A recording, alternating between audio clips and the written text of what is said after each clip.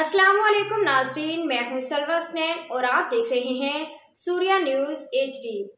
आइए नजर डालते हैं आज की अहम खबरों पर। Shikarpur report Altaf Ali. Shikarpur gold market स्टोर गंज और सब्जी मंडी से रेहड़ियां, गदा गाड़ियां और चिंची रिक्शे हटा दिए गए।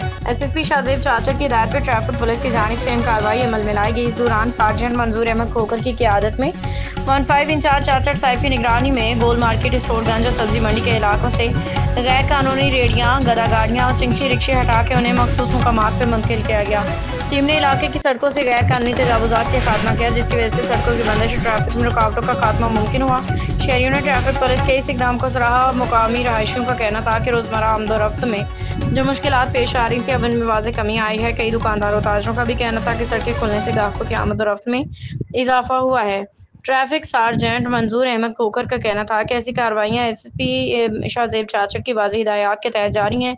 शहर से गैर कानूनी तजावुज़ात का खात्मा करके अवाम की सहूलियात फराहम करना ट्रैफिक पुलिस की अवलीन तरजीह है।